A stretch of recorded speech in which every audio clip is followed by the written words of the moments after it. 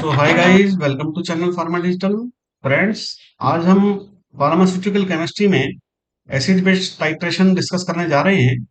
ये हमारे volumetric analysis का सेकंड टॉपिक है। फर्स्ट टॉपिक में हमने fundamentals of volumetric analysis discuss किया था। आप उसको हमारे चैनल पर जाकर देख सकते हैं। तो आइए आज का लेक्चर हम स्टार्ट करते हैं। तो फ्रेंड्स, जो एसिड बेस टाइट्रेशन होता है वो न्यूट्रलाइजेशन टाइट्रेशन भी होता है, क्योंकि जो एसिड या बेस आपस में रिएक्ट करते हैं वो उनकी नेचर को खत्म कर कर उनको न्यूट्रलाइज कर देते हैं।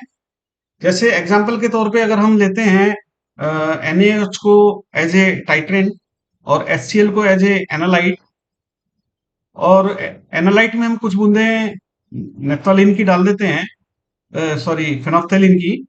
तो जो हमारा सोडियम होता है, NaCl में सोडियम जो प्रेजेंट होते हैं आयंस, वो हमारे HCl में प्रेजेंट क्लोरीन आयंस के साथ रिएक्ट करते हुए और सॉल्ट का फॉर्मेशन कर देते हैं। जब HCl के अंदर क्लोरीन आयन ओवर हो जाते हैं, यानी कि खत्म हो जाते हैं, तो हमारा जो HCl है वो अपना एसिडिक नेचर खो देता है और वो न्यूट्रलाइज हो जाता है। उसका जो पीएच है वो करीब 7 के करीब हो जाता है। इसलिए इसको जो है हम न्यूट्रलाइजेशन टाइट्रेशन भी कहते हैं। और इनका जो बेस है आपको मालूम है, वो स्टोकियोमेट्री है। स्टोकियोमेट्री कॉन्सेप्ट पे ये काम करते हैं।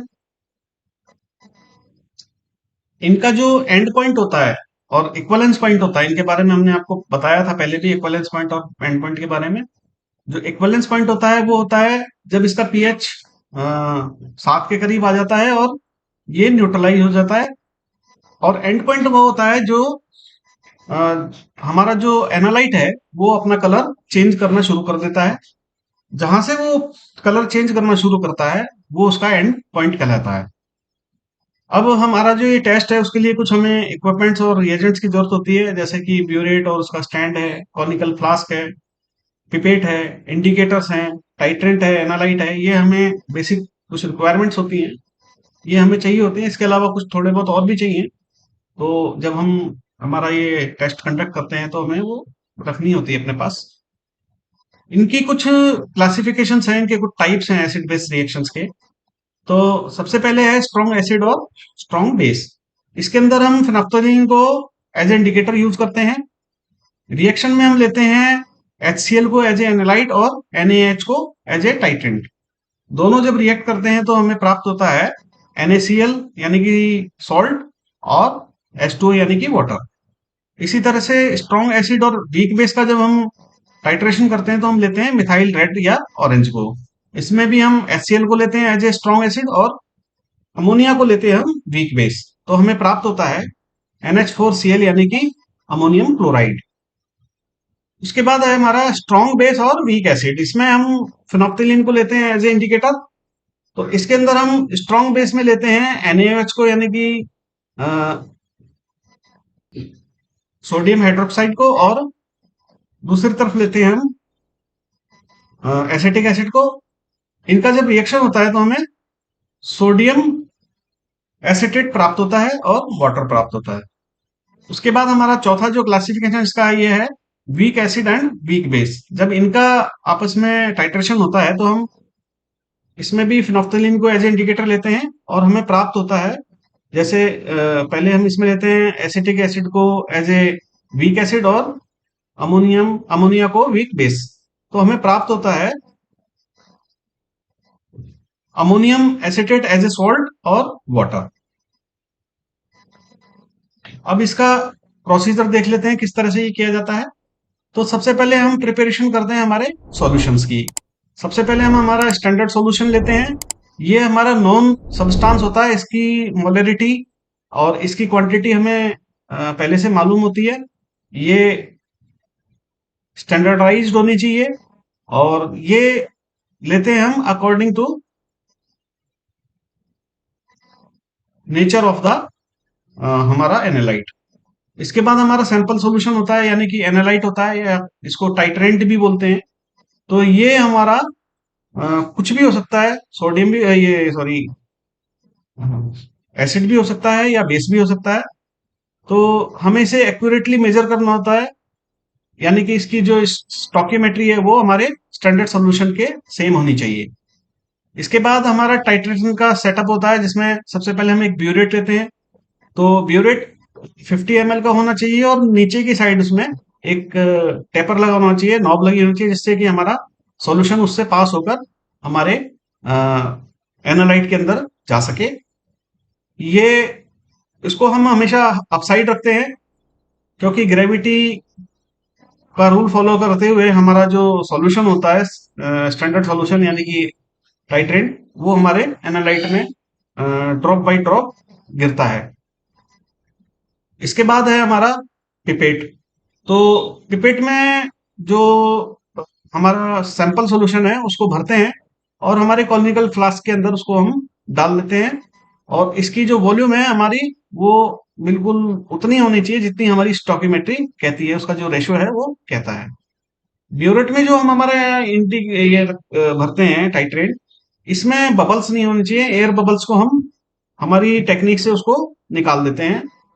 इसके बाद हम इंडिकेटर लेते हैं। तो इंडिकेटर हमारा जो एनालाइट होता है या हमारा जो टाइट्रेंट होता है उसकी नेचर के अकॉर्डिंग लेते हैं। इसकी एक चार्ट होती है, उसको देख के हमें लेना होता है। और उसके बाद जो है हमारा टाइट्रेशन प्रोसेस स्टार्ट होता है। तो टाइट्रेशन प्रोसेस में हम स्टार्ट करते हैं तो क्या करते हैं कि जो हमारा ब्यूरेट है उसके नीचे एक नॉब होती है, स्टॉपर नॉब, उसको हम खोल देते हैं और उसमें से ड्रॉप बाय ड्रॉप जो हमारा सॉल्यूशन होता है, स्टैंडर्ड सॉल्यूशन, उसको हमारे कॉनिकल फ्लास्क वाले सैंपल सॉल्यूशन में पास होने देते हैं। और ये बहुत रेगुलरली हम देखते रहते हैं कि उसमें जो एंड पॉइंट है वो हमें हमारी नजरों से चूकना नहीं चाहिए। अगर वो मिस हो गया तो हमारा टाइट्रेशन खराब हो जाएगा, गलत हो जाएगा, और फिर दोबारा से हमें वो रीट्राई करना पड़ेगा। और जो हमारा ये सॉल्यूशन है, सैंपल सॉल्यूशन, इसको हमें थोड़ा जेंटली हिलाना होता है, उसको चलाते रहना होता है। लेकिन हाथ से चलाने में थोड़ी प्रॉब्लम होती है। इसकी एक मिक्सर मशीन भी होती है, हम उसका भी यूज कर सकते हैं इसमें। और जब टाइट्रेशन स्टार्ट होती है तो हमें इनिशियल रीडिंग्स जो होती है इनकी वो नोट करनी होती है, जो कितने क्वांटिटी में हमने टाइट्रेंट लिया और कितनी क्वांटिटी में हमने एनालाइट लिया। उसके बाद फिर हम एंड पॉइंट, जैसे हमने ऊपर बताया, एंड पॉइंट डिटेक्शन करनी होती है। तो हमें बहुत केयरफुली जो है हमें देखना होता है कि हमारा जो एनालाइट है उसका कलर किस पॉइंट पर चेंज हुआ। अगर वो चेंज हो गया तो तुरंत हमें हमारी नॉब को क्लोज करना होता है। फिर उसके बाद हम जो है हमारा फाइनल वॉल्यूम नोट करते हैं हमारे टाइट्रेंट का। और उसके बाद जो है हमारी कैलकुलेशन स्टार्ट होती है। अब हमारी जो कैलकुलेशंस हैं इसमें सबसे पहले हमें स्टॉकियोमेट्री देखनी होती है। तो इसमें हम डिटरमाइन करते हैं कि जो हमारा रिएक्शन हुआ वो एक्यूरेट हुआ, और उसका जो रूल है मास ऑफ कंजर्वेशन का, वो इसमें पूरी तरह से हमने फॉलो किया है।